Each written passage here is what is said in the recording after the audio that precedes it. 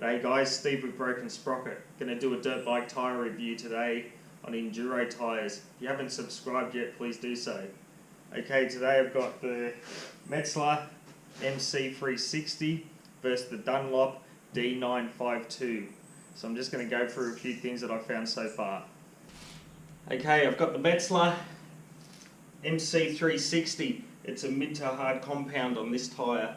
It's a road legal tyre, so that suits this bike because it's a road registered bike as well. I don't do much road riding. I'm pretty much not a road bike guy.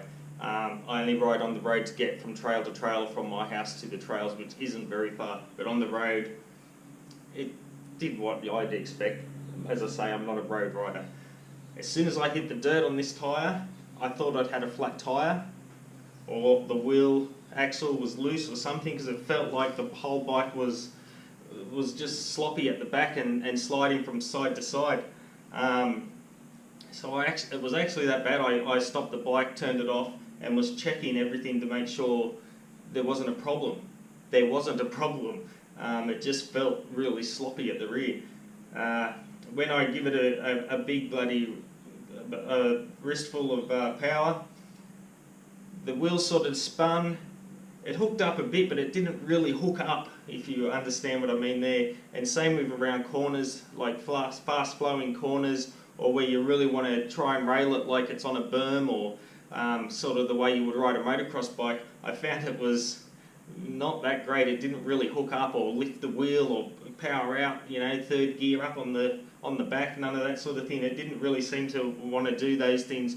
Whereas the Dunlop D952, which unfortunately wasn't a road legal tyre, but as I say, I'm not much of a road rider, it really would hook up like a motocross tyre. You know, it would lift the wheels and grab the corners. It certainly didn't have this strange sensation where it felt like the tyre was flat. But after a while of riding, a couple of hours, I did start to get more of a feel for the bike, and that strange sensation of the sloppy rear end sort of went away as I became more used to the bike. But the first reaction was I felt it had a flat tyre.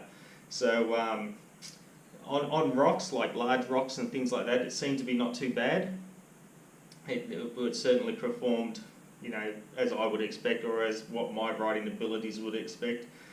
But the Dunlop D952 certainly hooked up better than this one, and it was a really good wearing tyre.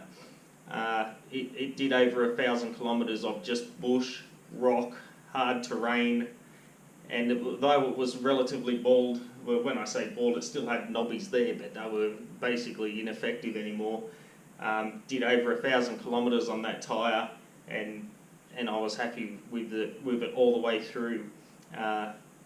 The Pirelli Scorpions that were on this bike, what it came with, I wouldn't touch them. They did not last very long at all. They did perform well, but 200 k's and they were rubbish. But I just held them on the bike in protest because I'm cheap, and for 500 k's, but they were demolished. They were worse than the Dunlop D952 after 1,000 k's after 500. So probably wouldn't go for the Pirelli. This one here, I'm still not quite convinced with it yet, but I'll see how long it performs. It is a mid to hard, so I'm hoping it gets some good kilometres out of it, because I like to get as much as I can for my dollar. But I'm still not convinced on this tyre yet. But the D952, I don't know if they make one of them that was road legal, but they had no road legal tyres when I went to purchase that tyre, and that Pirelli was finished. I couldn't do anything more with it, so I had to go for that unroadworthy D952. But I really liked that tyre. I thought it was quite good, and for the money. So there you have it. Thanks for watching.